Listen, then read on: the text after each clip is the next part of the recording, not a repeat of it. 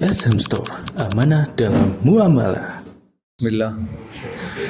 Assalamualaikum warahmatullahi wabarakatuh.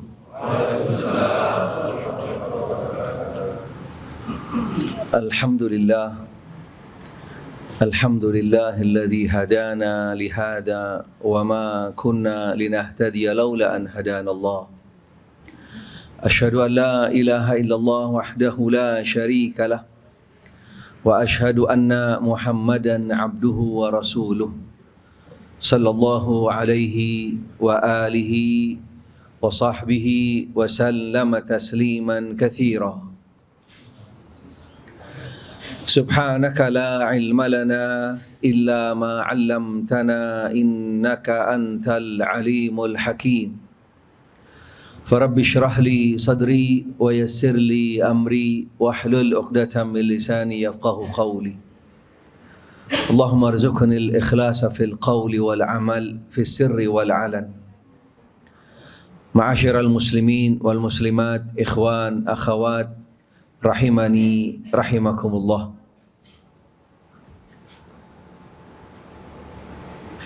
Bapak Ibu sekalian, para ikhwan, akhawat, jamaah Masjid Baitul Jannah yang mudah-mudahan senantiasa dirahmati oleh Allah Subhanahu wa taala. Alhamdulillah wa syukurillah. Tentunya dengan izin serta takdir dari Allah Subhanahu wa taala, pada malam hari ini kita dipertemukan, dikumpulkan di tempat semulia-mulianya tempat, yaitu Baitullah. Sekaligus kita berada di dalam majelis paling mulianya majelis ilmu. Mudah-mudahan Allah Ta'ala menjadikan kita daripada hamba-hambanya yang dimuliakan oleh Allah Subhanahu wa Ta'ala.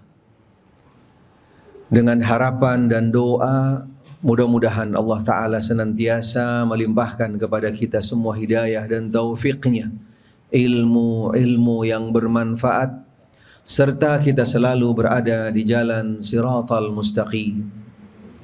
Alhamdulillah wa syukurillah. Pada malam hari ini, insyaallah materi kita, kajian kita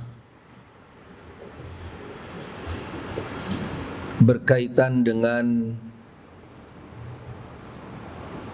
prinsip daripada seorang muslim.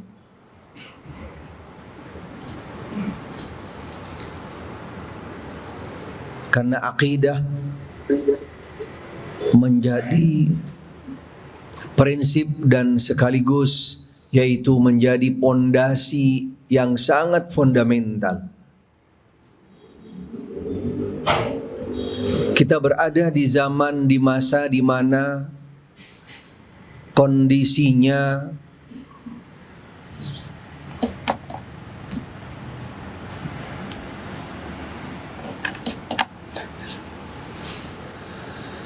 zaman yang tantangannya bukan hanya sekedar fitnah biasa, tapi sampai kepada tantangan yang sifatnya adalah fitnah yang akan menggoyangkan daripada akidah seorang muslim, seorang muslimah. Tantangan fitnah yang sangat dahsyat. Walaupun sebenarnya 14 abad yang lalu Nabi SAW sudah mengabarkan, sudah menginformasikan kepada kita bagaimana situasi kondisi yang nanti akan dihadapin oleh umat Muhammad SAW di masa di akhir zaman, akan menghadapi sebuah tantangan fitnah, yaitu akidah seorang muslim dan muslimah akan mudah terbawa arus, akan mudah digoyang dengan hanya sekedar bi'aradim minad dunya, hanya sekedar ditukar, hanya dengan sekedar iming-iming, tawaran janji-janji dunia. Dan sekarang waktunya, dan itu benar-benar terjadi. Sehingga setiap muslim dan muslimah selain selalu meningkatkan daripada ilmunya tentang ilmu syar'i dan meningkatkan kualitas akidahnya, akan menjadi sebuah imun, benteng bagi diri setiap seorang muslim dan muslimah. Karena tantangan akidah adalah tantangan yang sangat dahsyat. Nabi SAW menggambarkan di dalam hadis yang sahih bahwasanya bagaimana beliau memberikan sebuah ilustrasi fitnah di akhir zaman bagaikan potongan-potongan malam yang penuh dengan kegelapan. Fitanan kaqita'in minal lailil mudlim. Ketika sudah sampai kepada kondisi tersebut, seseorang sudah sangat mudah sekali untuk berubah akidahnya. Di waktu sore dia seorang muslim, seorang mukmin, di pagi harinya berubah menjadi orang-orang yang keluar daripada agama Islam. Ketika di pagi harinya dia seorang muslim, seorang mukmin, sore harinya dia dengan begitu saja berubah keluar daripada ajaran agama Islam. Apa sebabnya? Selain situasi kondisi yang ada dan itu kita sedang berada di dalamnya, tantangannya yang sangat dahsyat dan luar biasa, bagaimana seorang muslim dengan mudahnya membarter, menukarkan akidahnya dengan hanya kepentingan dunia, janji-janji dunia dan seterusnya. Menunjukkan bagaimana di sini fitnah tersebut sangat dahsyat. Yang kedua, bagaimana perannya dunia yang sangat luar biasa sampai bisa merubah daripada akidah seorang muslim, seorang muslimah.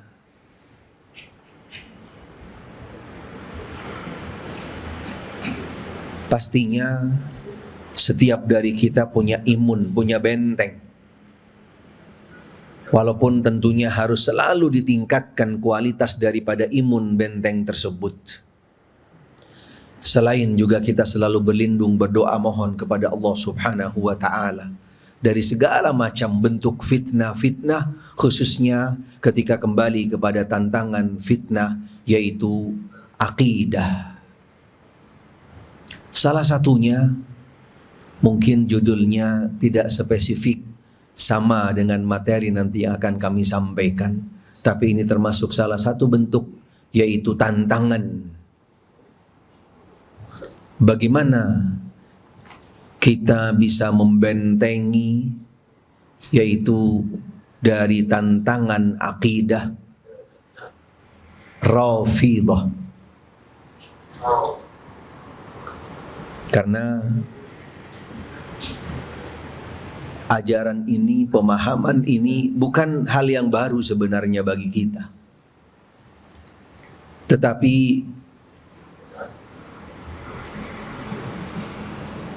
pemahaman tersebut, ajaran tersebut bahkan sampai kepada yaitu titik bisa dikategorikan sebagai agama yang berdiri sendiri. Agama yang berdiri sendiri. Walaupun mungkin tampilnya atau mungkin diekspos atau mungkin yang sampai kepada kita atau mungkin juga informasi-informasi yang selama ini tersebar tidak seperti hakikat yang sebenarnya. Karena termasuk salah satu daripada bentuk strategi, salah satu daripada bentuk yaitu untuk menutupi daripada keaslian yang ada di balik daripada ajaran pemahaman tersebut. Karena buktinya masih banyak dari saudara-saudara kita tentang pemahaman dan akidah tersebut tidak mengenal, atau juga kadang-kadang mengenalnya dengan salah, atau bahkan sampai kepada titik mereka itu bisa membelanya karena menganggapnya sama dengan ajaran dan pemahaman-pemahaman yang lain. Karena pada dasarnya ajaran tersebut, akidah tersebut adalah pastinya akidah yang benar-benar punya spesifikasi, punya kriteria yang sama sekali tidak bisa didekatkan. Jangankan dengan akidah ahli sunnah wal jamaah yang lebih khusus sifatnya, dengan agama Islam secara umum saja masih dipertanyakan. Sehingga waktu mungkin yang nanti agak sedikit terbatas tentunya, karena mungkin setelah adzan Isya nanti kami kembali ke panitia bagaimana mau dilanjutkan, atau nanti kita sholat dulu dan seterusnya. Kami nunggu komando saja, silahkan. Karena materinya sebenarnya cukup panjang, gak mungkin kita selesaikan dalam satu kajian. Walaupun ada poin-poin utama yang nanti kami ingin sampaikan tentang akidah, ajaran daripada Rafidhah tersebut. Tapi kalau berkenan sih insya Allah kami akan coba sedikit persiapkan materinya, mudah-mudahan jam 9.30 selesai insya Allah.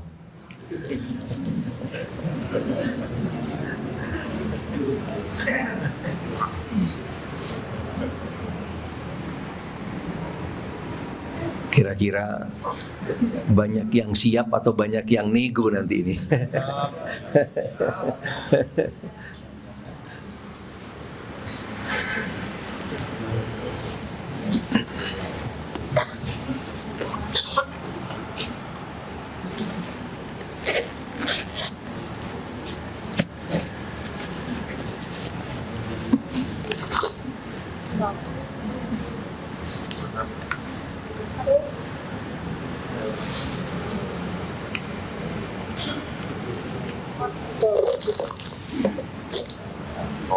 Taib. Ada beberapa poin sebenarnya yang ingin kami sampaikan. Yang pertama, sekilas tentang bagaimana asal usulnya daripada akidah, pemahaman Rafidhah sebenarnya. Itu yang pertama yang ingin kami sampaikan agar bisa menjadi wawasan baru buat kita tentang ajaran tersebut. Karena sebenarnya asal usul daripada akidah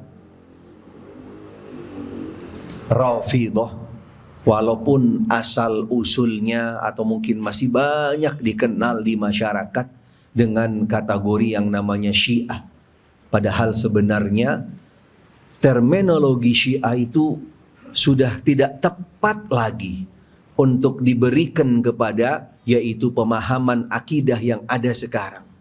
Karena sudah jauh keluar daripada terminologi Syiah yang asli yang ada dulu sejak di awal munculnya. Ini poin yang sangat mendasar. Karena dengan sebuah terminologi akan mengantarkan kita kepada sebuah hakikat. Ketika kita salah dalam meletakkan sebuah terminologi, kita akan jauh dalam memahami hakikat daripada yaitu sesuatu tersebut.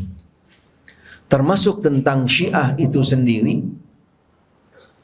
Pada awalnya, ketika di awal-awal muncul, yaitu khususnya di akhir-akhir daripada zaman, boleh dikatakan di dalam riwayat bahwasanya di akhir zaman daripada Utsman ibn Affan,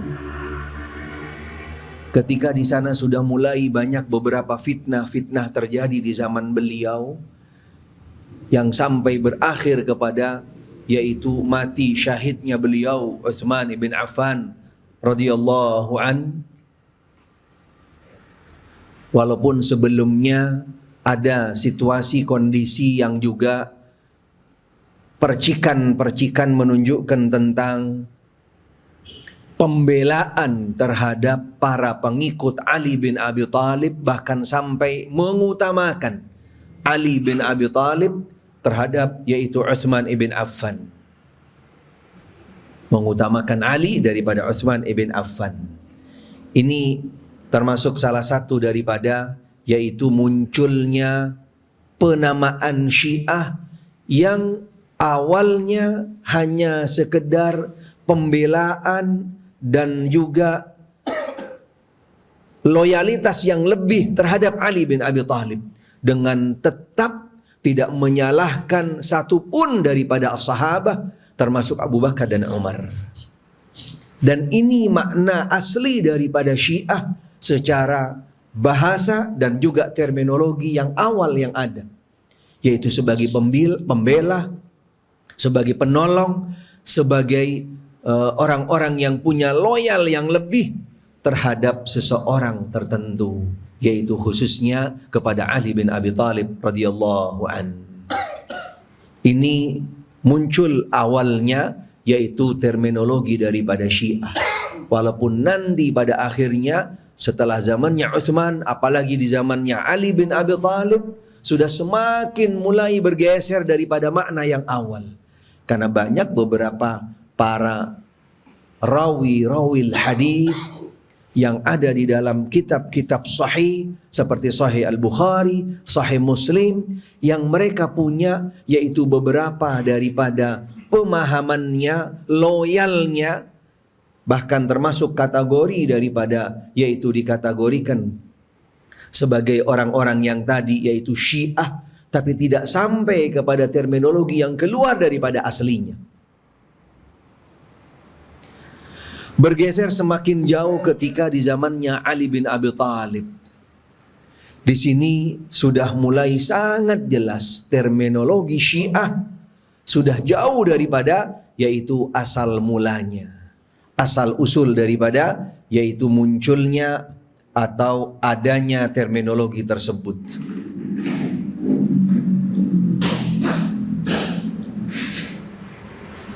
Di zaman Ali bin Abi Thalib ada salah seorang yang dia itu memanfaatkan posisi Ali bin Abi Thalib yang seharusnya adalah yang paling pertama yang menjadi Amirul Mukminin, yang menjadi khalifah sebelum daripada Abu Bakar dan Umar. Dengan sebuah riwayat yang mereka sebarkan, yang jadikan dasar pegangan, sampai pada akhirnya dasar-dasar tersebut menjadi sebuah provokasi terhadap umat yang ada pada waktu itu, menyatakan bahwasanya Ali sebenarnya adalah sebagai al-wasi. Ali bin Abi Thalib adalah sebagai al-wasi. Salah satu daripada gelar beliau yang diberikan oleh mereka kepada Ali bin Abi Thalib adalah al-wasi. Apa yang dinamakan dengan al-wasi? Siapa yang tahu? Nah, maksudnya mendapatkan wasiat. Ahsan, barakallahu fiik. Ini harus kasih hadiah nih sebetulnya. Nah, nanti panitia yang handle nanti. Menurut salah seorang yang ada di zaman beliau, dengan dasar inilah perubahan Syiah sudah mulai benar-benar keluar daripada makna aslinya, daripada terminologi yang sebenarnya yang awal tadi. Bagaimana disebarkan kepada umat yang ada pada waktu itu di zamannya Ali bin Abi Thalib, bahwasanya Ali satu-satunya penerima wasiat tentang kepemimpinan setelah Muhammad sallallahu alaihi wasallam. Berarti konsekuensinya Abu Bakar, Umar, bahkan termasuk Utsman dan pemerintahan yang ada pada waktu itu yang berjalan lebih daripada yaitu 25 tahun adalah pemerintahan yang ilegal. Sampai kepada tingkatan mereka mengatakan adalah mereka perampas, perampok, pengambil daripada hak Ali bin Abi Thalib di dalam kepemimpinan Islam setelah Nabi Muhammad sallallahu alaihi wasallam. Ini termasuk salah satu daripada modal utama yang dijadikan oleh salah seorang yang ada di zamannya Ali bin Abi Thalib untuk bagaimana mengangkat Ali bin Abi Thalib, bahkan sampai merubah situasi kondisi yang ada pada waktu itu. Ali bin Abi Thalib sampai kepada tingkatan bukan hanya sekedar penerima wasiat yang berhak menjadi khalifah dan seterusnya, bahkan sampai kepada tingkatan Ali bin Abi Thalib dikultuskan lebih di atas daripada Nabi Muhammad sallallahu alaihi wasallam, bahkan sampai dituhankan. Fenomena ini pastinya tidak akan terlepas daripada pemantauan Ali bin Abi Thalib.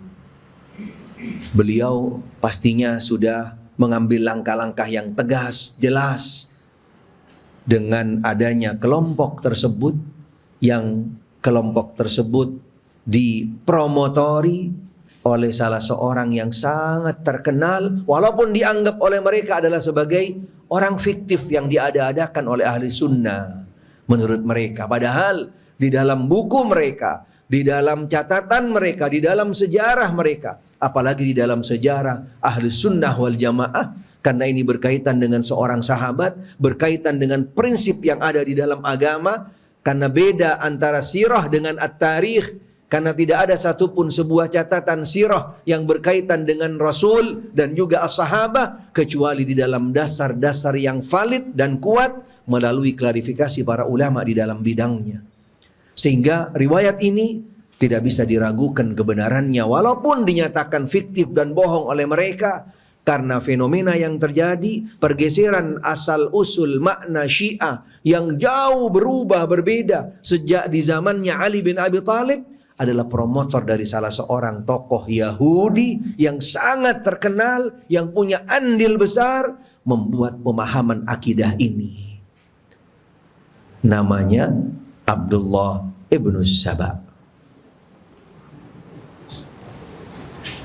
Ini tahapan yang kedua setelah perubahan tadi daripada, yaitu terminologi Syiah yang awal berubah sampai menjadi yaitu terminologi akidah ajaran Abdullah ibn Saba. Sehingga dari sejak zamannya Ali bin Abi Thalib sendiri, walaupun di sana kisahnya panjang, Ali bin Abi Thalib mengejar mereka, bahkan sampai tidak sedikit dari mereka yang ditindak. Di dalam riwayat dikatakan ada sebagian dari mereka yang dibakar, walaupun akhirnya sampai diingatkan karena proses atau tindakan yang seperti itu tidak tepat, tidak dibenarkan di dalam agama dan seterusnya. Sehingga pergeseran daripada makna asal usul Syiah tadi mudah-mudahan menjadi sebuah gambaran dari perubahan yang ketiga, yaitu ketika di zaman atau pada masa salah seorang juga daripada keturunan Ali bin Abi Thalib. Sebutan Syiah menjadi Rafidhah. Sebutan Syiah menjadi Rafidhah. Walaupun di zaman Ali bin Abi Thalib sendiri sudah berubah, tapi akan semakin jelas ketika yaitu sebutan Rafidhah ini erat kaitannya dengan sebutan Zaid ibn Ali, yaitu anak daripada Ali Zainal Abidin, putra daripada Ali Zainal Abidin. Ketika di dalam salah satu riwayat dikatakan Zaid bin Ali adalah seorang yang melebihkan Ali bin Abi Thalib atas seluruh sahabat Rasul sallallahu alaihi wasallam. Cucunya pastinya akan mengunggulkan kakeknya, akan mengutamakan kakeknya daripada sahabat-sahabat yang lain. Tetapi dengan tetap cinta dan menghormati Abu Bakar As-Siddiq radhiyallahu an dan juga sahabat-sahabat yang lain, dan termasuk Umar bin Khattab radhiyallahu an, memandang bolehnya memberontak terhadap para pemimpin yang jahat.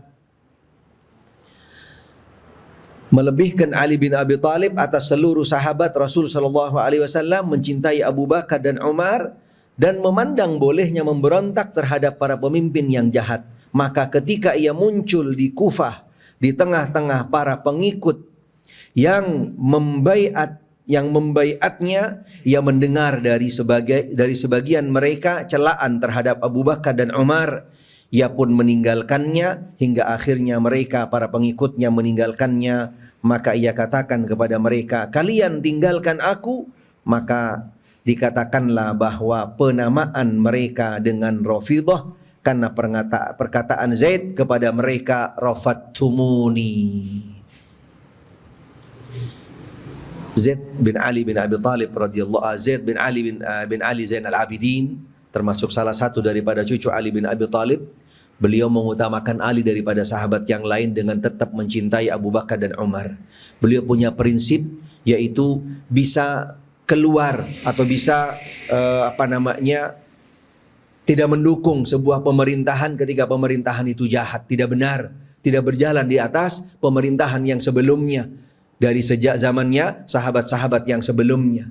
Termasuk salah satunya orang-orang yang mendukung beliau, yaitu Zaid ibn Ali Zainal Abidin, orang-orang yang tidak loyal lagi sepaham dengan beliau, dengan Zaid ibn Ali Zainal Abidin. Karena dari Zaid inilah yang muncul juga salah satu kelompok Syiah yang namanya Syiah Zaidiyah. Syiah Zaidiyah. Kemudian perubahan tersebut oleh Zaid ibn Ali Zainal Abidin, beliau meninggalkan daripada para pengikutnya, para orang-orang yang loyal kepadanya, karena sudah bergeser pemahamannya, tidak sepaham dengan apa yang dipahami oleh beliau. Kalian tinggalkan aku, maka dikatakan bahwa penamaan mereka, jadi mereka keluar tidak ngikut bersama Zaid. Kemudian Zaid mengatakan kepada mereka, orang-orang yang tidak sejalan dengan Zaid, rafattumuni, engkau meninggalkanku, menolak apa yang aku pahami. Rafattumuni, berarti merekalah adalah orang-orang yang diberi nama oleh Zaid ibn Ali Zainal Abidin sebagai kelompok yang dinamakan Rafidhah. Rafidhah, dari asal mula perkataan Zaid, rafattumuni, engkau menolak aku, tidak bersamaku lagi. Rafattumuni. Ini pergeseran yang terakhir, dan inilah yang lebih tepat penamaan terhadap Syiah yang terminologinya sesuai setelah zamannya Zaid ibn Ali Zainal Abidin. Kecuali tadi beberapa daripada, yaitu pemahaman Az-Zaidiyah yang masih dikategorikan wallahu a'lam. Kalau kondisi sekarang kami tidak bisa memastikan, walaupun mungkin kembali kepada personal mungkin masih ada yang berpegangan dengan Zaidiyah yang lama dulu. Situasi kondisi sekarang sudah sangat jauh lagi berbeda sebenarnya dari semua kelompok-kelompok yang ada daripada kelompok Syiah atau Rafidhah yang lebih tepat. Apalagi ketika wafatnya Husain Ibnu Saba melambangkan dendam kepada siapa saja yang terlibat wafatnya Husain dengan semboyan semua bumi Karbala, dan setiap hari adalah Asyura. Jadi apa yang diambil tindakan oleh Ali bin Abi Talib terhadap Abdullah bin Saba tidak selesai. Beliau tidak sampai ketangkap.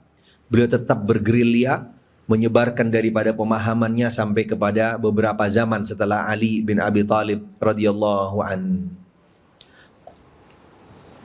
Ini asal usul daripada terminologi Syiah. Dari Syiah yang awal, di akhir daripada zamannya yaitu Utsman bin Affan atau sebelum daripada Utsman bin Affan, mereka adalah orang-orang yang loyal dan mengunggulkan membela Ali bin Abi Talib dengan tetap cinta kepada Abu Bakar dan Umar, bahkan mendukung pemerintahan keduanya. Kemudian bergeser di zamannya Ali bin Abi Talib dengan yaitu provokatornya adalah Abdullah bin Saba, bahkan sampai bergeser jauh menuhankan Ali bin Abi Talib. Yang lebih jelas lagi perubahannya, dan itu adalah terminologi yang tepat untuk berlanjut sampai hari ini dan juga sampai akhir zaman, yaitu penamaan daripada Zaid ibn Ali Zainal Abidin terhadap kelompok tersebut, yaitu Rafidhah. Kemudian yang kedua, bukti bahwasanya Rafidhah ini juga punya keterkaitan yang sangat erat tadi dengan provokator awalnya, yaitu Abdullah bin Sabah yang asal usulnya daripada orang Yahudi. Karena fakta realita yang ada daripada ajaran mereka sangat kental sekali dengan beberapa pemahaman dan juga beberapa yang ada di dalam keyakinan orang-orang Yahudi. Ada sedikit mungkin yang bisa kami sampaikan tentang prinsip-prinsip atau potret kemiripan, yaitu Rafidhah dengan Yahudi.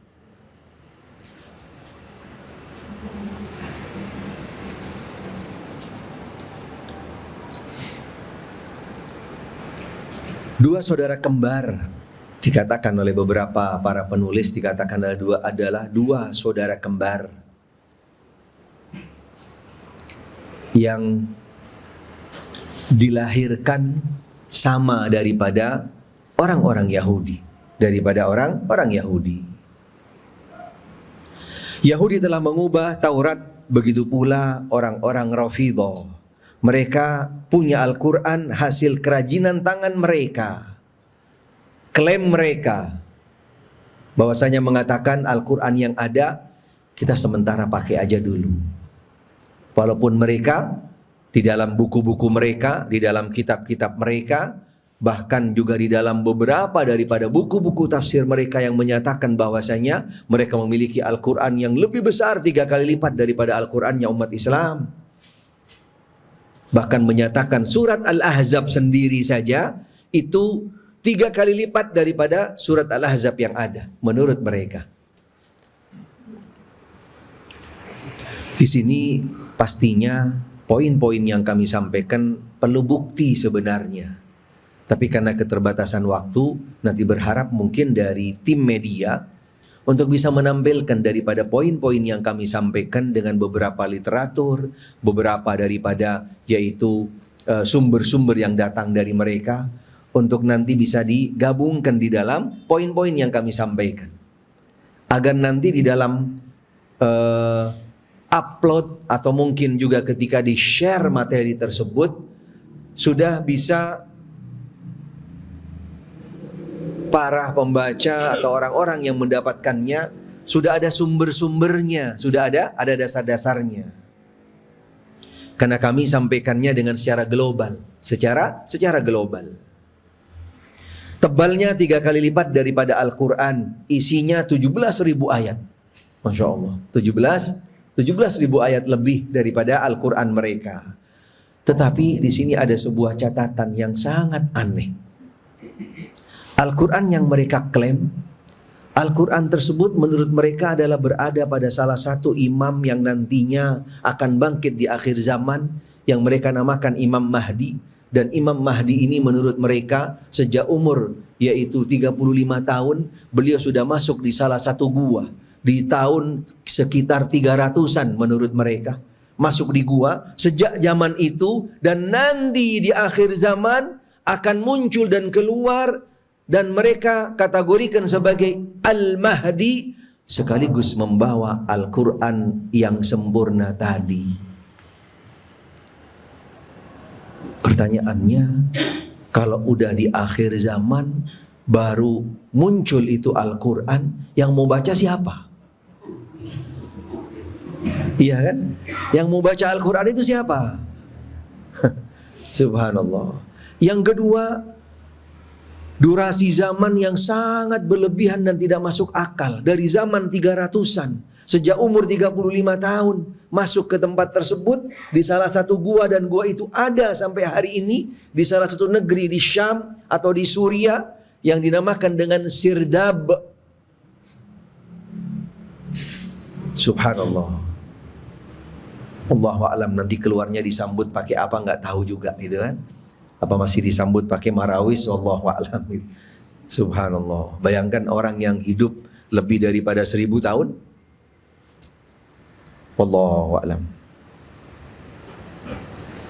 Kemudian yang kedua, Yahudi menuduh Maryam yang suci telah melakukan zina. Apa persamaannya dengan Rafidhah? Aisyah radhiyallahu anha, subhanallah, bayangkan Aisyah radhiyallahu anha dituduh melakukan zina. Subhanallah. Sampai di salah satu daripada kelompok daripada Rafidhah, walaupun mereka kadang-kadang juga nggak semua yang terpublish atau yang ada di media sosial yang sudah mudah untuk didapat oleh siapapun sekarang, dengan mengatasnamakan daripada yang namanya Rafidhah tadi, mereka banyak mengingkarinya.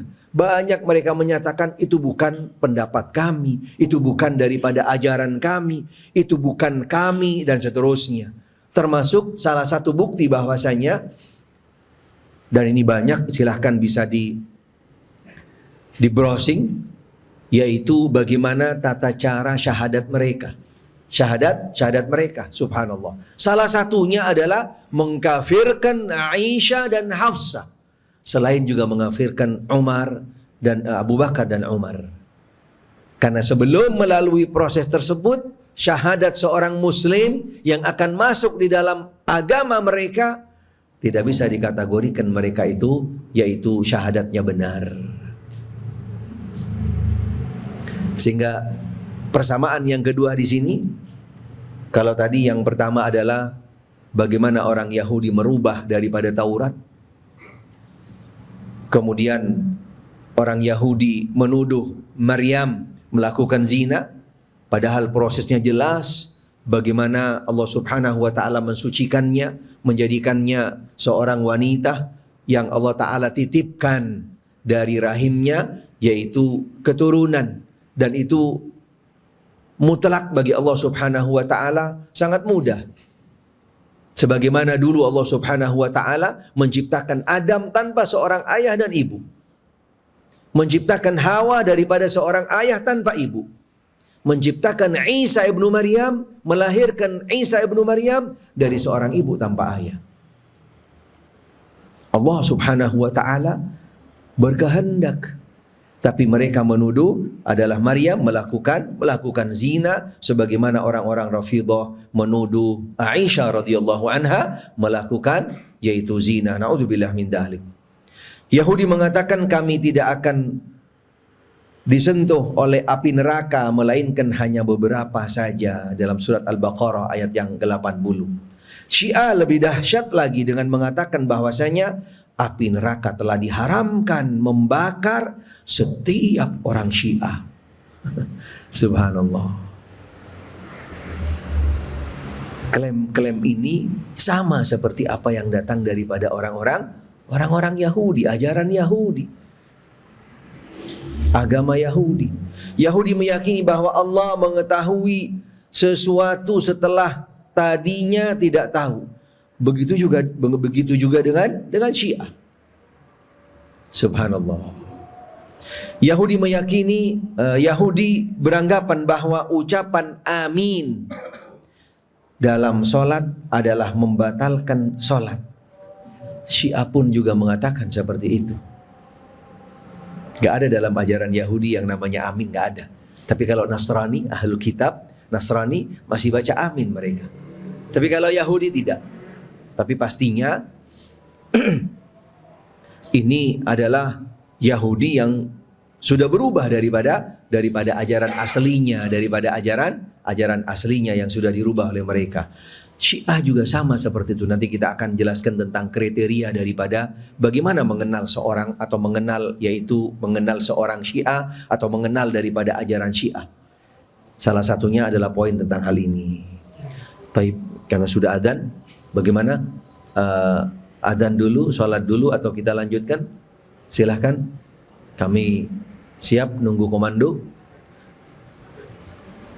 Gimana Ustaz? Adzan dulu atau lanjutkan sholat apa? Adzan dulu, terus habis itu lanjut sholat. Terus habis itu mulai kajian lagi.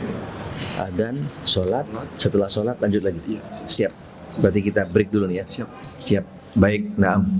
Taib, kita tutup sementara, insya Allah setelah sholat isya kita akan lanjutkan nanti dengan beberapa poin yang lain. selain nanti kesamaan Rafidhah dengan Yahudi dan juga cara mengenal daripada yang namanya ajaran Syiah, atau bahkan kita mungkin bisa lebih dekat mengenal seseorang dikategorikan sebagai Syiah. Ada beberapa tanda-tandanya yang mudah kita kenalin insyaallah. Wallahu a'lam.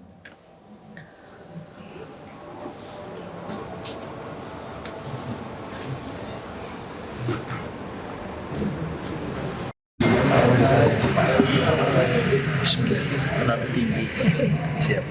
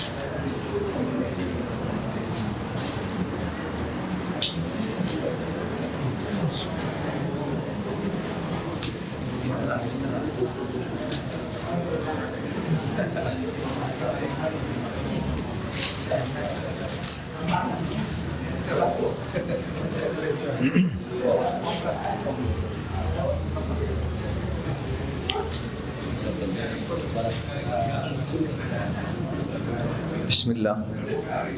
Assalamualaikum warahmatullahi wabarakatuh.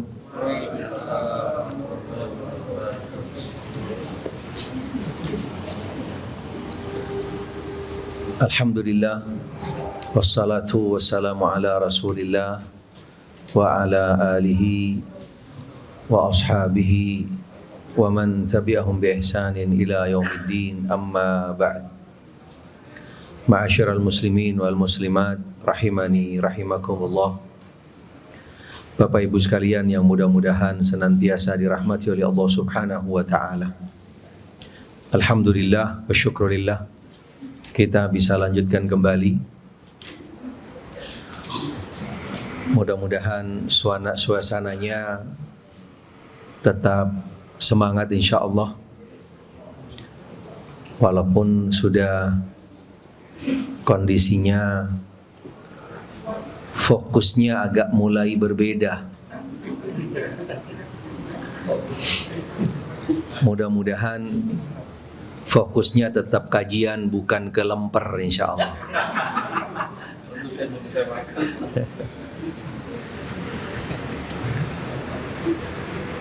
Kajian kita sebenarnya adalah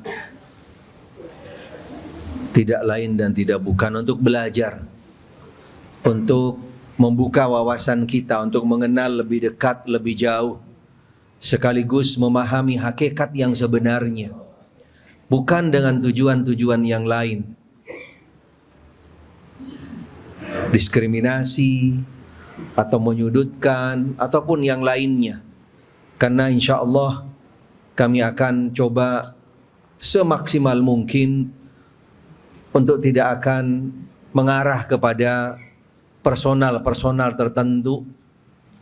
Kami lebih menjelaskan yaitu tentang kriteria daripada kelompok pemahaman. Dan ini sifatnya adalah terbuka bagi siapa saja dan menjadi sebuah kajian, sebagaimana mereka pun juga mengenal, memahami tentang yang namanya umat Islam, Ahlus Sunnah wal Jamaah, Salafi dan seterusnya. Sehingga bagi kita pun juga adalah sebuah materi membahas tentang pemahaman dari salah satu akidah atau mungkin salah satu agama. Kemiripan daripada Rafidhah dengan Yahudi yang lain, yang ini juga nanti akan menjadi salah satu daripada kriteria mereka yang bisa kita kenalin ketika sudah mulai membaur di masyarakat. Yang pertama tadi, mereka anti amin. Mereka anti dalam mengucapkan amin ketika sholat, walaupun sebenarnya mereka pun juga tidak ada di dalam ajaran mereka sholat berjamaah. ketika mengucapkan salam, orang-orang Yahudi ketika keluar daripada sholatnya, mereka tanpa mengucapkan salam. Orang-orang Yahudi, kita bisa saksikan, kita bisa lihat bagaimana cara sholat mereka. Ketika keluar daripada sholat mereka, mereka pun tanpa mengucapkan salam. Orang-orang Rafidhah juga pun tanpa mengucapkan salam. Tanpa mengucapkan, mereka dengan isyarat, yaitu mengangkat tangan mereka, dan bukan salam yang mereka ucapkan. Bukan salam yang mereka ucapkan. Ini catatan yang dikumpulkan oleh para ulama tentang kemiripan daripada yaitu Rafidhah dengan Yahudi. Yahudi berkata tidak layak atau tidak sah kerajaan itu melainkan di tangan daripada keluarga Daud. Klaim yang ada daripada mereka orang-orang Yahudi bahwasanya yaitu keturunan kerajaan kepemimpinan tidak sah kecuali daripada keturunan Daud. Sebagaimana orang-orang Rafidhah pun juga mengeklaim bahwasanya kepemimpinan pemerintahan setelah Nabi Muhammad sallallahu alaihi wasallam adalah tidak sah, ilegal, selain kepemimpinan yaitu yang dipimpin oleh Ali bin Abi Thalib dan keturunannya. Yahudi mengakhirkan salat hingga bertaburnya bintang-bintang di langit. Subhanallah. Mereka juga mengakhirkan waktu salat. Sebagaimana orang-orang Rafidhah pun juga, yaitu mereka mengakhirkan waktu salat khususnya seperti salat maghrib, dan yang juga lebih kelihatan nyata ketika mereka berbuka di bulan puasa. Mereka tidak mungkin berpuasa bersama atau berbuka puasa dengan umat Islam. Tidak mungkin. Karena menurut mereka belum masuk waktunya.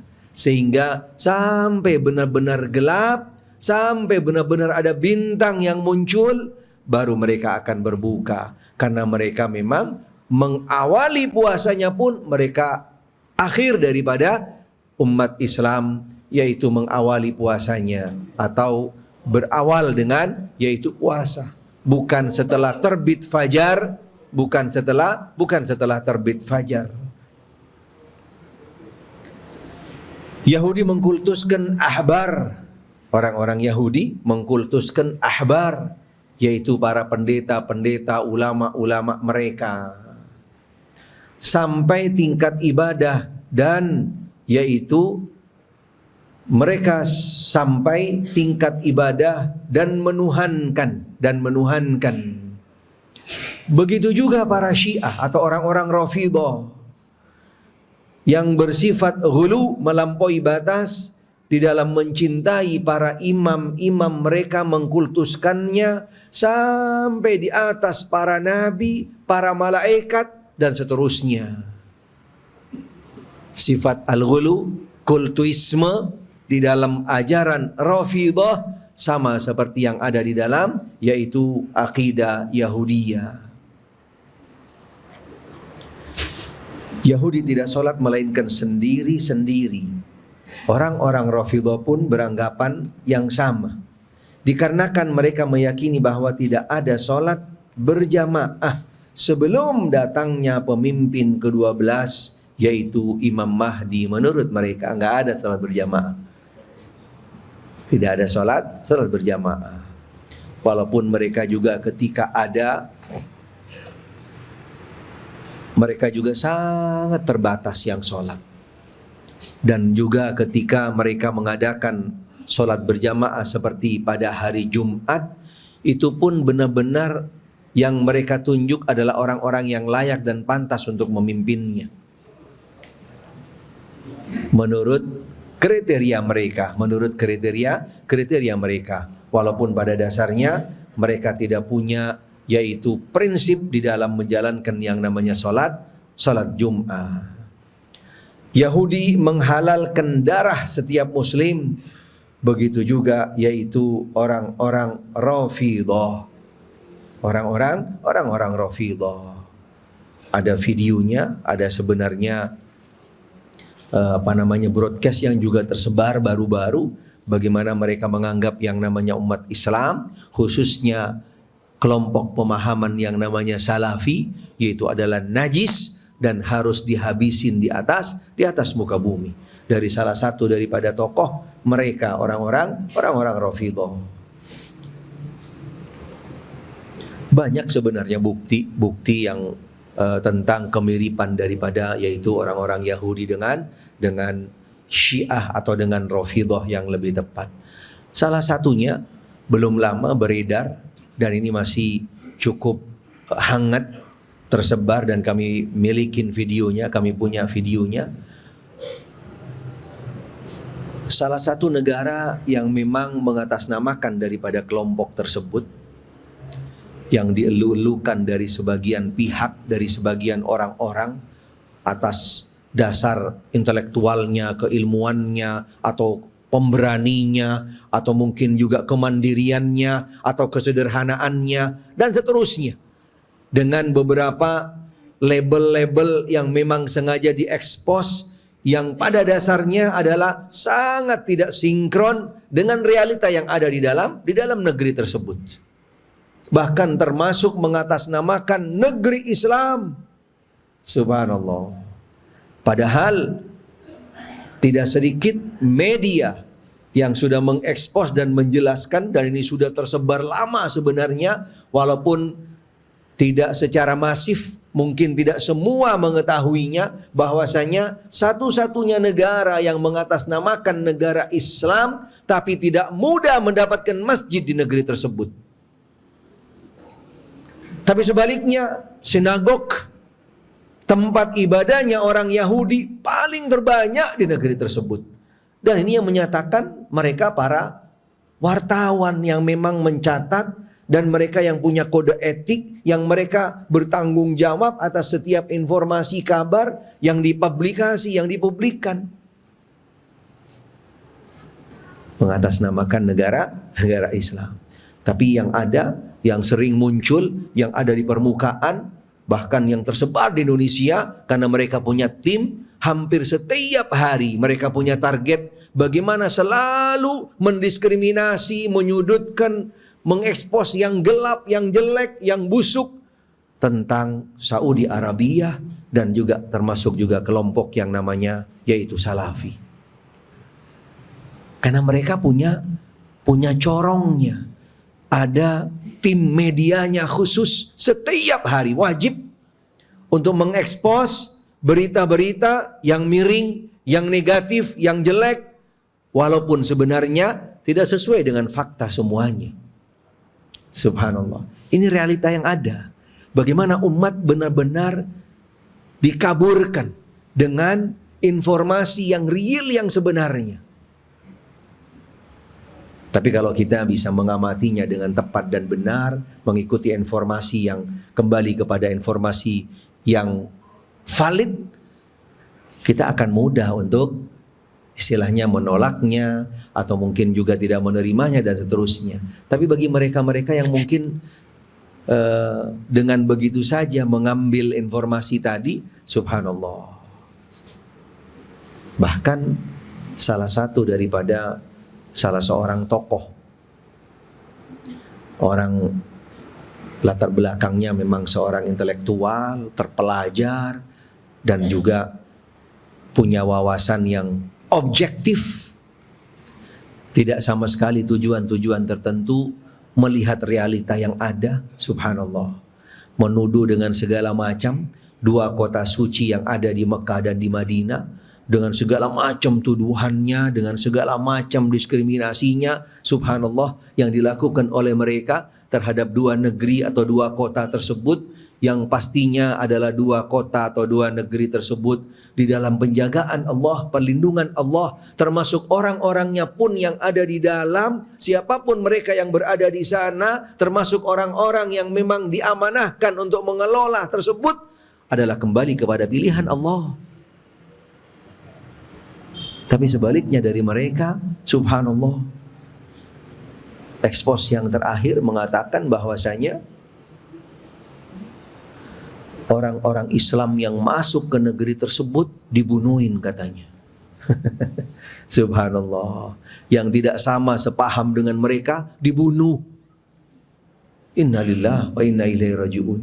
Belum pernah ada sejarah, belum pernah ada satupun catatan yang namanya daripada media yang mengatakan umat Islam yang datang ke sana karena berbeda pemahaman kemudian dibunuh, apalagi sampai dirampok dan seterusnya. Tapi apa yang terjadi dengan ahli sunnah yang ada di negeri mereka, yang mereka mengatasnamakan negeri Islam? Subhanallah. Kami banyak data-datanya. Bahkan kalau perlu kita tayangkan gambar-gambarnya dan video-videonya, subhanallah, jelas tersebar di media-media. Bagaimana ahli sunnah wal jamaah sampai hari ini yang tidak mendapatkan tempat. Berapa banyak daerah ahli sunnah di negeri mereka yang sampai hari ini terkebelakang. Air minum saja untuk hidup mereka sangat susah mereka dapatkan. Sampai hari ini, bayangkan. Untuk daerah yang mana di sana adalah mayoritas umat Islam ahli sunnah wal jamaah. Walaupun mereka bukan salafi, bayangkan, bukan salafi, apalagi salafi, habis pasti dibabat. Karena musuh bebuyutan mereka.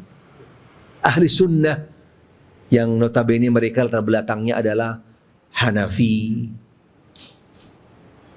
Tidak sedikit pun diberikan kesempatan untuk hidup dengan bagaimana caranya. Subhanallah. Dan ini yang menyatakan adalah wartawan, jurnalis yang benar-benar melakukan dengan bukti nyata dan seterusnya. Jadi bukan omong kosong, bukan diskriminasi dan seterusnya. Apalagi yang sebelum-sebelumnya, subhanallah, banyak bukti di dalam media, tidak sedikit ahli sunnah yang mati digantung di sana. Belum lagi yang ditembak mati para tokoh-tokohnya, para ulamanya, ahli sunnah, dan seterusnya. Tapi faktanya yang dibalik bagaimana? Subhanallah, umat Islam katanya yang bunuhin. Innalillahi wa inna ilaihi raji'un.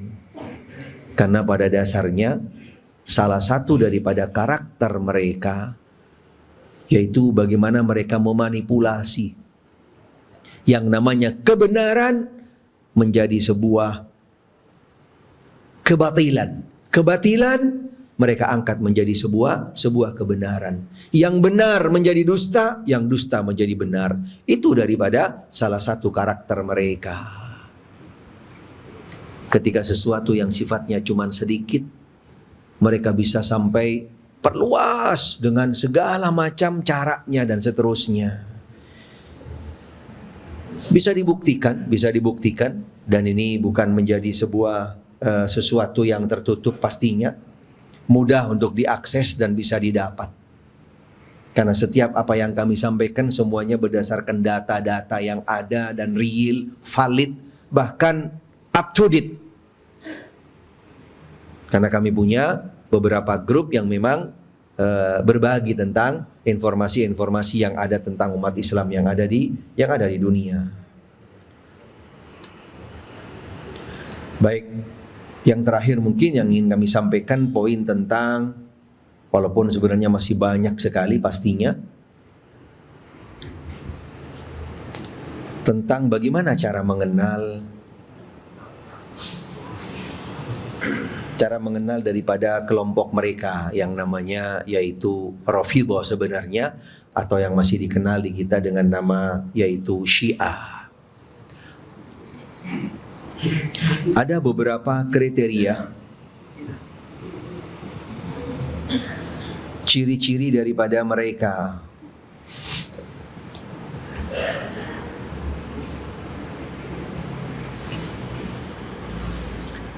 Menurut Syiah bahwa taqiyah itu wajib dilakukan. Jadi taqiyah adalah salah satu daripada prinsip agama mereka, apalagi terhadap yang namanya ahli sunnah, terhadap umat Islam. Pastinya mereka harus menunjukkan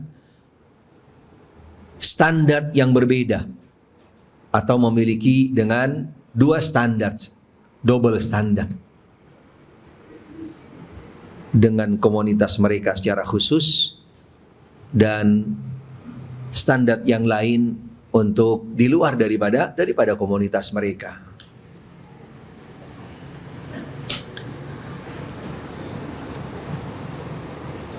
Menurut Ali Muhammad Asy-Syalabi, taqiyah dalam Syiah ada 4 unsur pokok.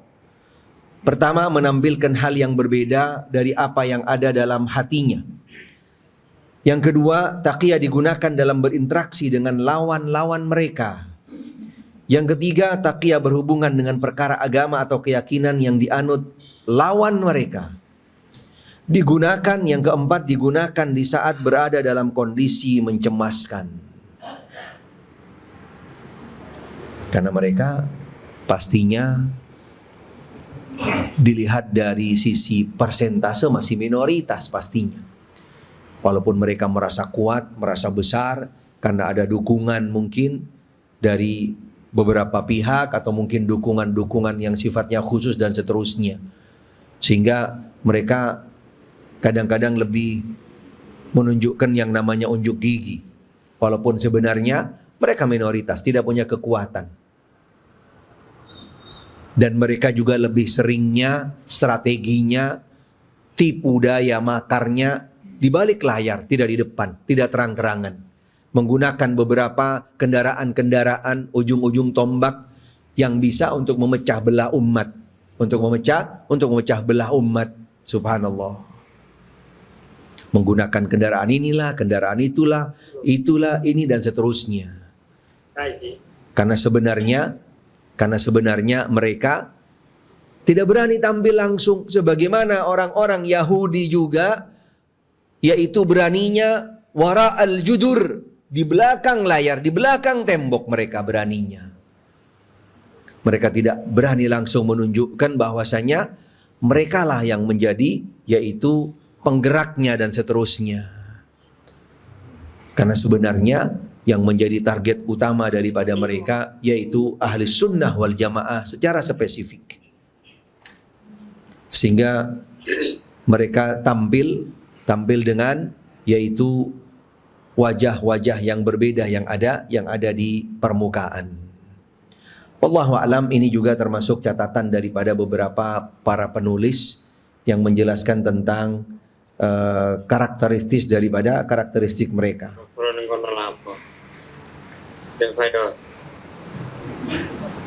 Kemudian ciri-ciri yang sifatnya adalah secara spesifik yang kembali kepada mereka.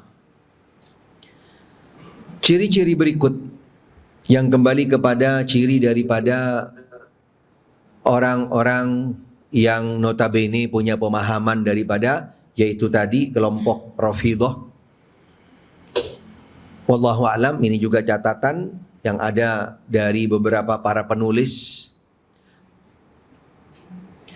Mereka lebih suka menggunakan songkok hitam dengan bentuk tertentu. Dengan bentuk tertentu. Walaupun ini juga sekarang sudah mulai bergeser. Mereka sudah mulai bergeser. Dulunya mereka sebelum masa media yang tersebar seperti sekarang, era globalisasi seperti sekarang, mereka itu sangat mudah sekali dideteksi. Dengan peci tersebut, udah pasti itu dari komunitas mereka. Jelas sekali. Karena kami berada di komunitas yang cukup besar dengan di antara mereka. Dan juga kami bisa mengenal daripada yaitu cara-cara tadi, ciri-ciri mereka. Cara-cara mereka berpakaian, cara-cara mereka dan seterusnya. Walaupun sekarang sudah mulai agak sedikit bergeser mereka. Dari mulai pakaiannya, tapi ada beberapa pakaian-pakaian tertentu yang memang menjadi kode etik mereka. Dari mulai songkoknya tadi, tidak seperti songkok yang dikenal umumnya masyarakat Indonesia. Songkok mereka seperti songkok yaitu salah satu negeri tersendiri dan yang warnanya hitam. Khususnya warnanya hitam. Walaupun sebenarnya songkok hitam atau menutup kepala dengan sesuatu yang sifatnya yaitu warna hitam, ada dasarnya, ada riwayat sahihah, Nabi pernah menggunakannya. Tidak terbatas kepada yang sifatnya hanya sekedar songkok tertentu, bentuk tertentu.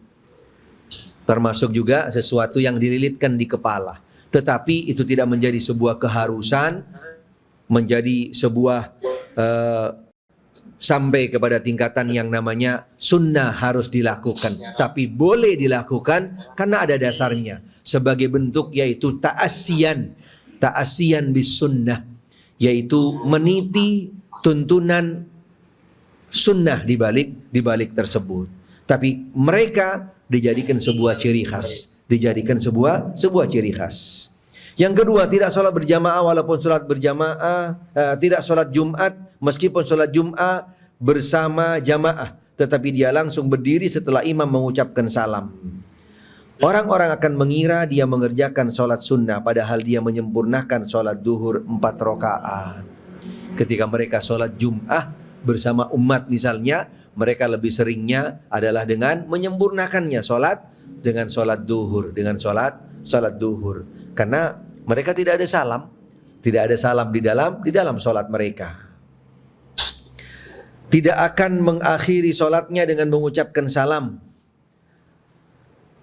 Pengikut mereka jarang sholat jamaah karena mereka tidak mengakui sholat 5 waktu. Tapi yang menjadi ajaran mereka, sholat itu hanya 3 waktu. Mayoritas daripada mereka ketika di dalam melakukan sholat, menjalankan sholat, apalagi seperti zaman sekarang yang sudah mudah didapat, mereka itu selalu membekali diri mereka dengan tempat sujud yang khusus, yang terbuat daripada tanah yang mereka tanah itu sucikan lebih daripada tanah Mekah dan Madinah. Karena sekedar di bumi tersebut dimakamkan cucu Nabi SAW, yaitu dengan tanah yang menurut mereka wallahu a'lam didatangkan dari salah satu negeri yang dimana di negeri tersebut dimakamkan Husain ibn Ali bin Abi Thalib, sehingga tempat atau tanah tersebut adalah tanah yang paling mulia menurut mereka, digunakan untuk sujud, sehingga dibuatlah khusus bentuk-bentuk tertentu hanya untuk areal sujud saja. Ada yang bentuk bulat lingkaran, ada yang segitiga, ada yang persegi panjang. Kami pernah punya satu karena kami dapat dulu ketika kami belajar di salah satu negeri di mana di sana cukup besar jumlah daripada rafidhahnya. Kami pernah ikut dengan mereka, pernah sholat bersama mereka, ikut di acara mereka. Tapi bukan berarti kami pernah sedikit pun terbawa atau masuk kepada yang namanya ajaran mereka. Tidak pernah dan tidak ada dalam sejarah hidup kami. Tapi kami bisa masuk karena tujuan untuk belajar, untuk mengenal lebih jauh, untuk benar-benar masuk kepada ajaran mereka yang sebenarnya. Apa yang ada di belakang, di balik daripada ajaran-ajaran. Karena kami bisa masuk, yaitu dengan modal muka diterima oleh mereka. Modal muka diterima, gitu kan. Yang kedua bahasa. Yang kedua bahasa. Kami bisa paham bahasa mereka pada waktu itu. Dan juga yang ketiga, latar belakang kami yang akan bisa lebih untuk mereka lebih welcome, lebih menerimanya. Jadi istilah yang dikenal di Indonesia yaitu latar belakang Habibnya, mereka sangat respect. Mereka sangat respect, subhanallah. Sehingga kami bisa sampai masuk ke acara-acara yang sifatnya khusus, yang tidak mungkin siapapun akan masuk ke sana kecuali orang-orang daripada mereka sendiri. Kami pernah dulu punya datanya, punya datanya. Bahkan kami pernah juga punya fotonya. Ikut juga yang namanya mukul-mukul dada bareng sama mereka. Subhanallah. Dan ini mungkin tidak ada narasumber yang lain sampai bisa ke tingkatan atau kepada batasan seperti itu. Nggak mungkin, tidak mungkin. Karena kawan-kawan kami yang lain pada waktu itu ketika kami masih dalam masa belajar pada waktu itu, nggak ada mukanya yang lulus seleksi. Mukanya nggak ada yang lulus seleksi, subhanallah. Ala kulli hal, itu termasuk salah satu daripada referensi yang kami punya, yang mungkin berbeda dengan referensi atau sumber-sumber yang lain yang didapat daripada para narasumber. Kemudian mereka ketika masuk di satu masjid, mereka pastinya tidak akan sujud di karpet. Tidak mungkin. Tidak mungkin ada dalam ajaran mereka ketika mereka sujud di dalam sholat, walaupun masuk di masjid di mana saja, kemudian akan sujud di karpet. Nggak mungkin. Pasti mereka akan cari tempat di mana yang tidak ada karpet. Ketika di dalam penuh dengan karpet, pasti dia akan sholat di luar. Kalau semuanya tertutup dengan karpet dari areal masjid dan mereka harus sholat, pasti mereka akan bekal daripada tadi. Kalau tidak tanah atau batu khusus yang dijadikan tempat sujud mereka, atau minimal mereka akan siap kertas sebagai penggantinya, sebagai penggantinya. Subhanallah. Silakan, dan ini sering terbukti, ada beberapa jamaah yang cerita seperti itu. Benar, saya pernah lihat.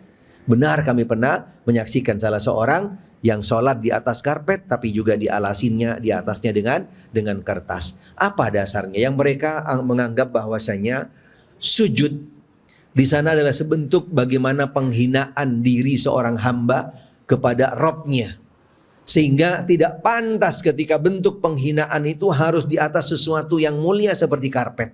Jadi harus menempelkan dahi mereka menurut mereka ke tanah.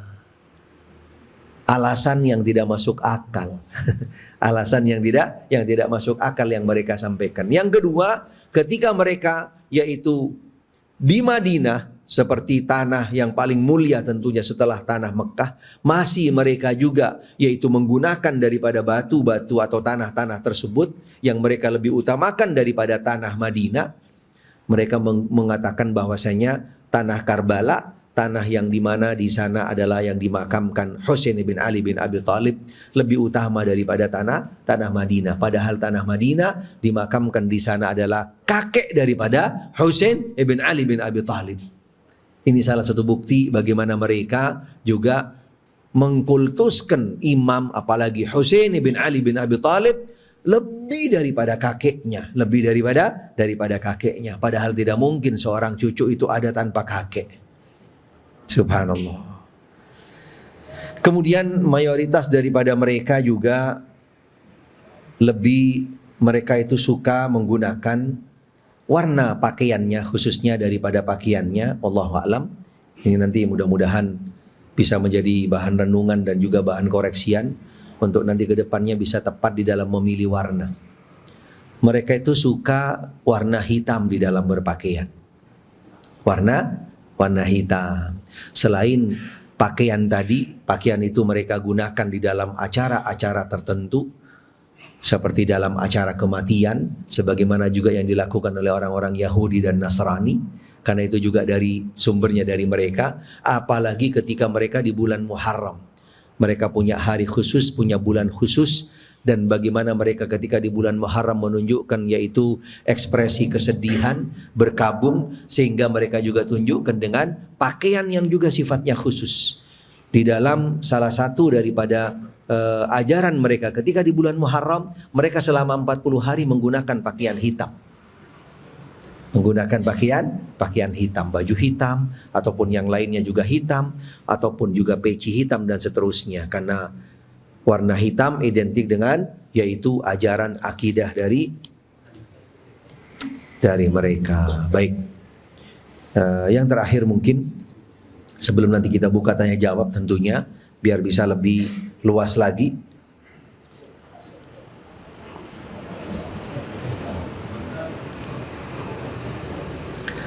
Lebih spesifik yang kembali kepada tata cara ibadah sholat mereka, nanti bisa di browsing, sebenarnya ada sudah banyak di media-media. Bagaimana cara wudhu mereka, bagaimana cara sholat mereka, dan seterusnya. Sangat berbeda dengan umat Islam. Bukan lagi dengan ahli sunnah, dengan umat Islam. Berbeda.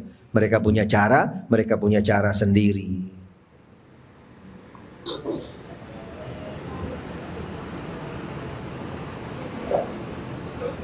Poin-poin yang berkaitan dengan yang kembali kepada Al-Quran, kembali kepada sahabat, kembali kepada istri-istri Nabi, ini pastinya juga sudah menjadi hal yang prinsip yang ada dalam ajaran mereka. Tadi tentang Al-Quran sudah jelas bagaimana prinsip mereka, tentang sahabat pun mereka juga punya prinsip, walaupun mereka sekarang beralih tidak mengakui bahwasanya mereka yaitu mengkoreksi, menyalahkan, bahkan sampai mengkafirkan sahabat. Mereka mengingkarinya. Mereka mengingkarinya walaupun sebenarnya realitanya masih ada di antara mereka, dan itu bukan hal yang aneh, bukan hal yang baru, dan itu mulai sejak awal juga sudah ada dalam salah satu daripada ajaran prinsip mereka. Bahkan termasuk kepada para istri-istri Nabi yang semuanya tidak diakuin, bahkan ada yang juga sampai dikafirkan kecuali Khadijah radhiyallahu anha. Termasuk juga putra-putri Nabi sallallahu alaihi wasallam yang para ahli sejarah sepakat putri-putri Nabi itu lebih daripada satu, tapi mereka semuanya mengingkarinya dan tidak menyatakan mereka adalah sebagai putra-putri Nabi, karena putri Nabi cuma satu, Fatimah radhiyallahu anha. Yang lain adalah putri-putri atau putra-putra daripada yaitu Khadijah radhiyallahu anha dari suami sebelum Nabi Muhammad sallallahu alaihi wasallam. Baik, itu mungkin kriteria yang sifatnya umum, walaupun masih panjang sebenarnya, yang kembali kepada tentang ajaran mereka atau lembaga mereka atau kembali kepada hal-hal yang lainnya. Mungkin nanti bisa di browsing sebenarnya dari media-media yang insya Allah sudah mudah diakses, sudah mudah diakses insya Allah. Taib, silahkan, mungkin ada yang perlu diperjelas, ada yang perlu dipertanyakan, baik langsung ataupun mungkin pakai tulisan, silahkan. Fadhol, monggo, silahkan. Itu adalah akidah yang eksklusif. Kemudian apakah betul ada kota-kota tertentu di mana sebagai pusat penyebaran ajaran mereka? Karena referensi saya menyampaikan bahwa kota B di salah satu kota di Jawa Timur itu sebagai pusat mereka. Baik, na'am, jazakallah khair. Mudah-mudahan Allah Ta'ala berikan hidayah dan taufik bagi penanya khususnya dan juga buat kita semua. Wallahu a'lam. Sebenarnya dikategorikan akidah ajaran yang eksklusif tidak juga, karena mereka terbuka sebenarnya. Mereka terbuka sebenarnya, walaupun cara perekrutannya mereka punya strategi-strategi sendiri. Cara perekrutannya, mengajaknya, di sini yang mungkin mereka lebih beragam, berenovasi, dan juga up to date sampai hari ini. Walaupun yang sebelum-sebelumnya mereka sudah berupaya bagaimana untuk menunjukkan ajaran mereka adalah ajaran yang sama dengan umat Islam yang lainnya, dengan sebuah strategi yang dulu yaitu menyamakan antara ahli sunnah dengan Rafidhah atau dengan yaitu Syiah yang mereka sebarkan, dan ini sudah lama strateginya. Walaupun sebenarnya termasuk salah satu daripada yaitu tujuan-tujuan mereka untuk mengenalkan ajaran mereka disamakan, walaupun sebenarnya tidak sama, tidak sama, sehingga mungkin tidak bisa dikatakan eksklusif. Di sisi lain, mereka itu mengeklaim sebenarnya bukan eksklusif, tapi mereka punya jalur sendiri menurut mereka. Punya jalur sendiri yang berbeda dengan jalur yang didapat oleh umat Islam, yang mereka mengatasnamakan jalur tersebut adalah sebagai jalur Ahlul Bait. Jalur Ahlul Bait. Padahal pada dasarnya, akankah ajaran Islam ini ketika disampaikan oleh Nabi SAW ketika mulai fase di Mekah dulu, yang menjadi umat Muhammad SAW ketika di periode Mekah, Nabi akan membedakan antara sahabat dengan Ahlul Bait? Pastinya dipertanyakan. Karena umat Muhammad dulu yang pertama ketika di periode Mekah, mereka adalah dalam satu kesatuan yang berada di dalam label khairul ummah, sebaik-baik umat, yang terdiri dari mereka adalah as-sahabah, kemudian daripada Ahlul Bait, yang mereka pastinya mendapatkan satu sumber dari imam mereka Muhammad sallallahu alaihi wasallam. Karena dengan klaim yang mereka akui punya jalur khusus, berarti secara tidak langsung adalah akan mendiskriminasi Muhammad sallallahu alaihi wasallam yang mendapatkan wahyu, risalah, ajaran yang beliau bedakan antara untuk as-sahabah dan juga untuk jalur tersendiri tadi yang menurut mereka mengatasnamakan yaitu agama, mengatasnamakan Nabi sallallahu alaihi wasallam, berarti beliau tidak amanah di dalam menyampaikan risalah. Yang kedua, wallahu alam, ada basis-basis, ada semacam tempat-tempat daerah-daerah tertentu yang menjadi basis mereka. Wallahu alam sekarang sudah cukup tersebar sebenarnya. Tapi tempat-tempat pendidikan yang mungkin cukup lama dan juga menjadi basis utamanya dulu tersebarnya kader-kader dari mereka, mungkin bisa disandarkan kepada salah satu kota yang ada. Tapi kalau sekarang sudah menyebar hampir di seluruh provinsi ada. Di seluruh provinsi, walaupun ada beberapa daerah seperti misalnya di ibu kota termasuk yang cukup besar. Yang cukup besar mereka markasnya, tempat-tempat pendidikan mereka, dan juga termasuk beberapa daripada orang-orang yang ada di sana adalah orang-orang yang memang punya ketokohan atau latar belakang yang cukup mumpuni di dalam bidangnya, Tapi secara khusus yang menjadi basis daripada penyebaran ajaran tersebut kayaknya sekarang sudah mulai banyak di beberapa kota, beberapa provinsi yang ada di negeri kita. Wallahu a'lam. Baik, monggo silakan, Pak.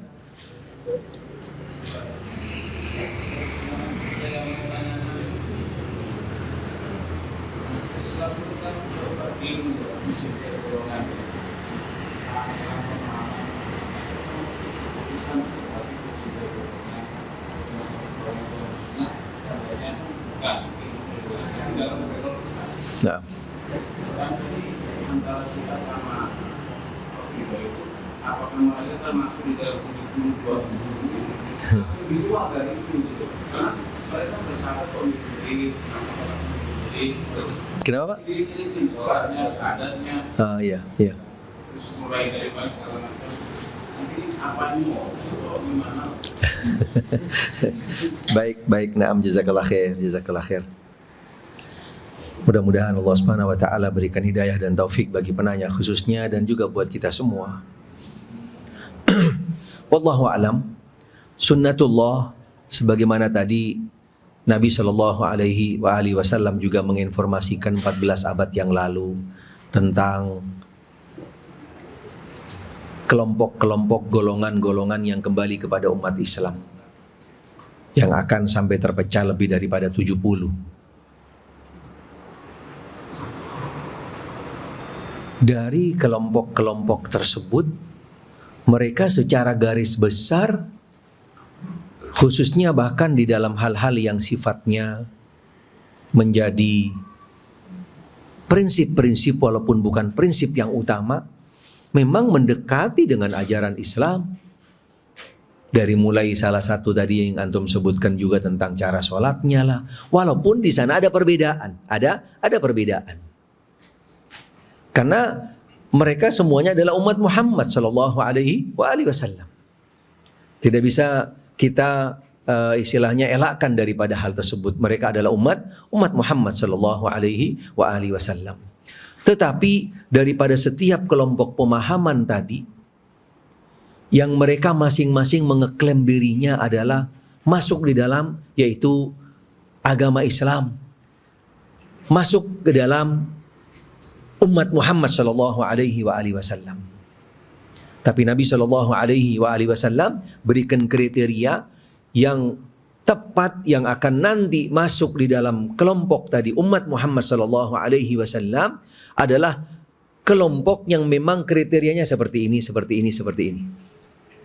Yang mereka berjalan di atas jalan yaitu orang-orang yang terdahulu, yang mereka adalah sebagai pewaris Nabi, yang melanjutkan daripada risalah Nabi, dan orang-orang yang direkomendasikan oleh Nabi SAW karena mereka adalah orang-orang yang langsung mendapatkan daripada sumber aslinya, yang dilanjutkan oleh generasi berikutnya daripada orang-orang terbaik daripada mereka. Yang itulah yang sampai kepada kita, dan siapapun yang datang daripada setelah mereka, yang kembali kepada dasar-dasar dan jalan tersebut, itulah nantinya yang akan masuk di dalam kelompok yang selamat, yang dikatakan oleh Nabi Muhammad SAW. Dan ini terbuka bagi siapa saja. Tidak hanya kembali kepada yaitu kelompok-kelompok tertentu. Pemahaman yang kembali kepada pemahaman tadi yang direkomended oleh Rasul sallallahu alaihi wasallam, itulah yang akan selamat nanti. Wallahu a'lam. Silahkan, mungkin ada yang lain, fadhal.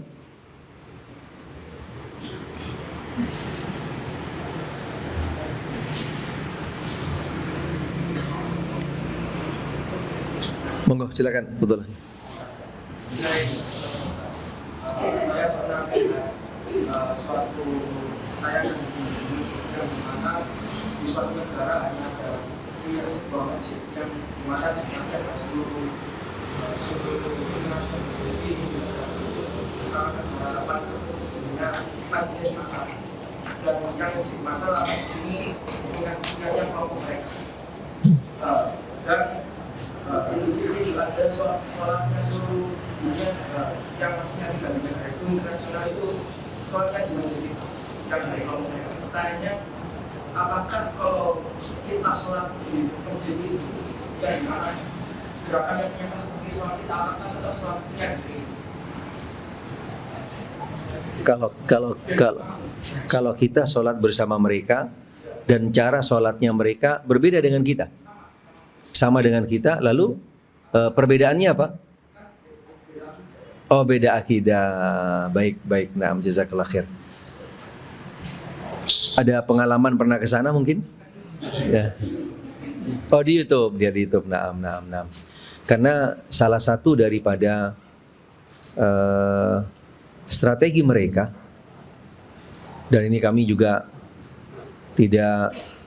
bukan baru mendengarnya, sudah lama.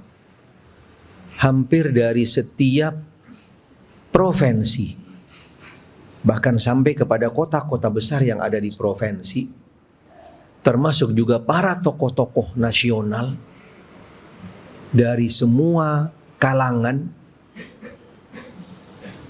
itu tidak sedikit yang diundang,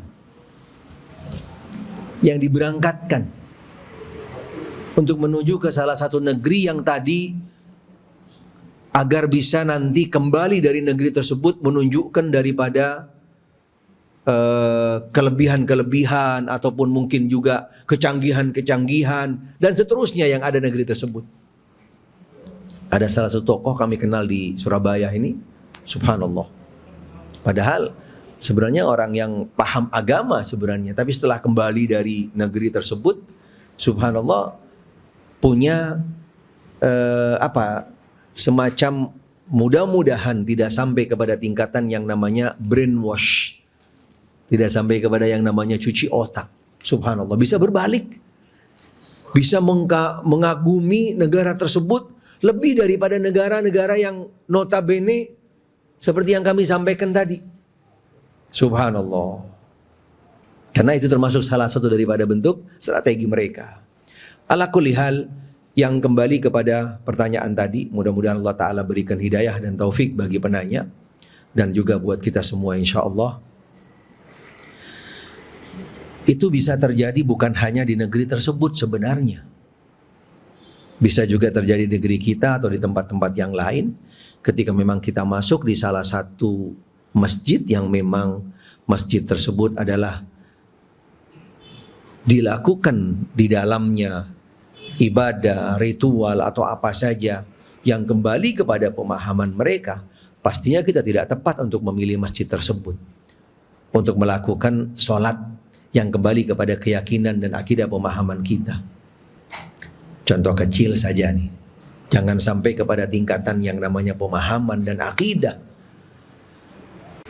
Masjid yang ada kuburan aja di arah kiblatnya kita harus seleksi, harus selektif. Ketika seorang imam yang memang notabene dia itu dikenal dan diketahui punya pemahaman seperti yang tadi, kita pun juga harus selektif. Harus selektif. Apalagi sudah jelas-jelas masjid itu berada di tempat tersebut dan dijadikan sebuah acara ritual untuk, yaitu acara mereka, ibadah mereka dan seterusnya. Sehingga pastinya kita juga harus bisa lebih pandai-pandai memposisikan dan juga memilih daripada yaitu tempat sholat kita. Wallahu a'lam. Taib, mudah-mudahan cukup insyaAllah pertemuan kita pada malam hari ini. InsyaAllah mudah-mudahan nanti di lain waktu kita bisa bahas atau mungkin bisa ikutin beberapa kajian-kajian kami mungkin yang sudah ada di media sosial, baik yang kembali kepada materi berkaitan dengan tadi yaitu menjaga akidah, ataupun juga materi-materi yang lain yang berkaitan dengan kelompok-kelompok pemahaman yang ada di negeri kita di Indonesia. Sekali lagi kami sampaikan tujuannya kita belajar, kita untuk mengenal, untuk memahami dan juga sekaligus untuk membentengi diri kita. Untuk membentengi diri kita agar tidak mudah terbawa arus dan juga tidak mudah termakan oleh pemahaman-pemahaman yang syubhat, yang rancu tadi. Pastinya apa yang kami sampaikan semuanya kembali kepada sumber-sumber dasar-dasar, baik yang kembali dari media sendiri dan juga dari beberapa literatur yang kami dapat, yang kami miliki. Walaupun pada akhirnya yang benar datangnya dari Allah Subhanahu wa taala, yang salah dari diri kami, mudah-mudahan Allah taala memaafkan kami dan akhirnya kita tutup dengan doa kafaratul majlis. Subhanakallahumma bihamdik, asyhadu an la ilaha illa anta astaghfiruka wa atubu ilaik. Wa sallallahu wasallam ala Muhammad wa alihi wa sahbihi wasallam. Walhamdulillahi rabbil alamin. Wassalamualaikum warahmatullahi wabarakatuh.